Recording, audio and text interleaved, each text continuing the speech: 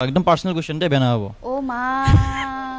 ভয় লাগি যায় মোৰ আজি কালি লৰা ছোৱালীখিনি জেনুইনলি আপোনাৰ বয়ফ্ৰেণ্ড বা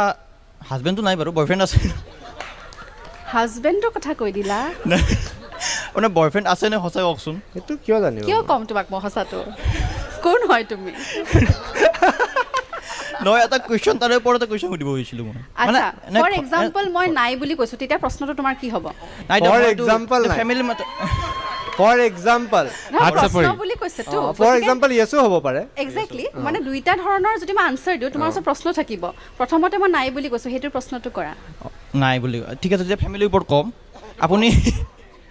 আপুনি যদি ধৰক আপুনি ঘৰত মানে মা দেউতাৰ আগতো গান গাই থাকে মা দেউতাৰ আগত বা গানটো নাগাই নেকি লাজ লাগে এনে ধৰক ফেমিলি মানুহ বেলেগৰ আগত গাই নেকি এনেকে ঘৰৰ মানুহৰ আগত ডিপ্লিনা বা ডাঙৰ হ'ল এতিয়া নকয় পৰিয়ালৰ আগত বাবা গানটো গাই দিয়া বুলি নাই কয় ঐ এতিয়াও কয় মই এতিয়াও দুধ ভাত ঘৰৰ কাৰণে ক'বাত গ'লে এই পৰি বুলি মাথাটো ক'বাত যাও নহয় সিট নাথাকিলে পৰি কুলাত বহি দিব এই টাইপ মানে এই মোৰ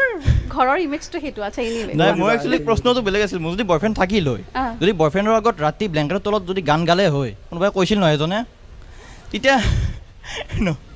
তেতিয়া আছেনে ভাল প্ৰশ্নটো তেতিয়া মানে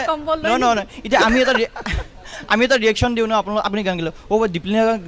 দীপলিনা বাই গান গাইছে ৱাও এনেকুৱা বয়ফ্ৰেণ্ডে কি ক'লে হৈ চাগে যে তোৰ কিমান শুনিলো হ'ব দে আৰু ৰাইজৰ আগত গাবি আৰু তই যেতিয়া বয়ফ্ৰেণ্ডে ভালকে ক'ব সেই তেতিয়া সেইটো সময়লৈ ৰৈ আছো আচলতে মই অলপ আগতে কৈছিলোৱে